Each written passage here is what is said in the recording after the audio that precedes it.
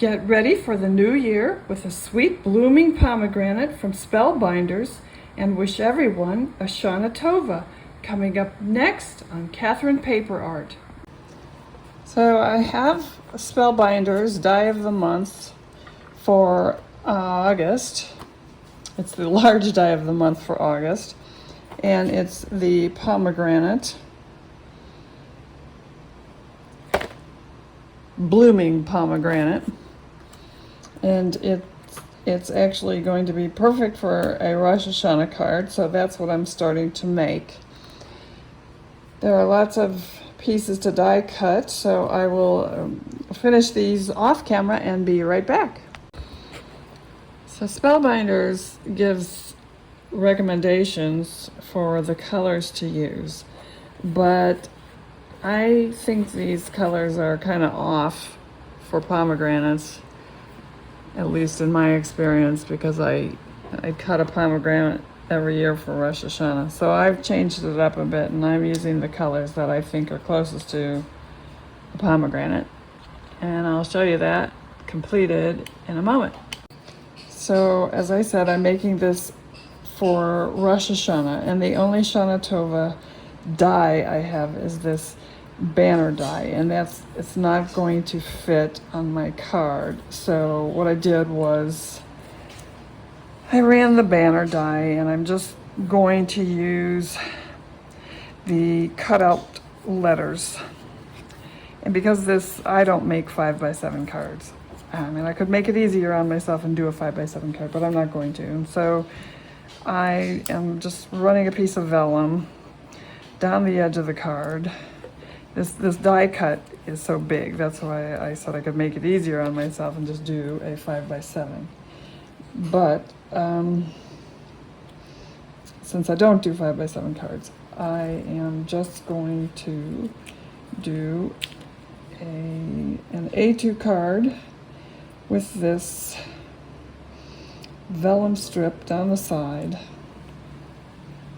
and then I'm just going to run the Shana Tova right down the side, and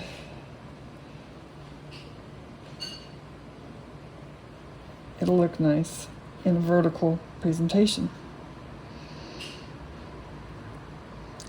So I will go ahead and get that put in place.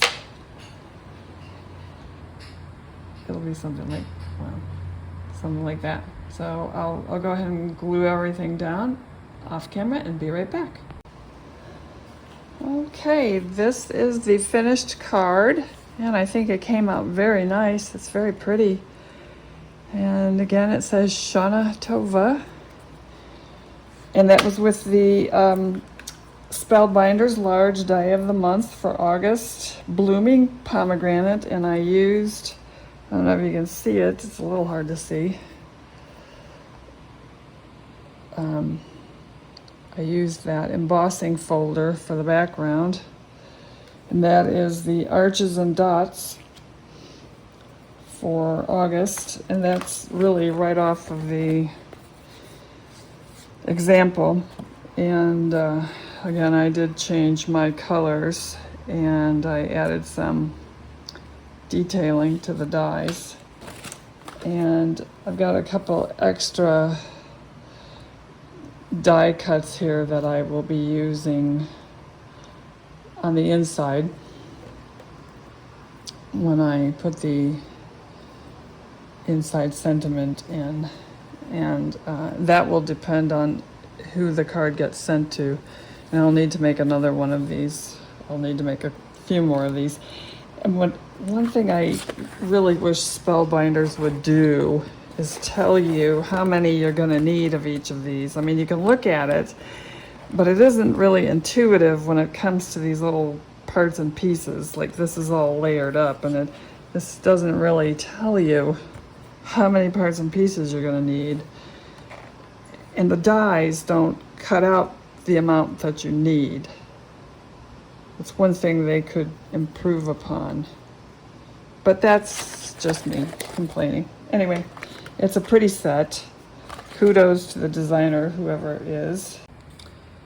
So I looked at the card and decided to add some bling to it, and the recommendation actually from Spellbinders has, they do show some on the back. Not that I couldn't do that on my own, but I thought it was kind of pretty the way it was, but just for a little extra shine, I decided to add some. Might be a little overdone. I don't know. I think it's pretty. Either way, it's pretty. But anyway, so if you like the video, please leave us a thumbs up.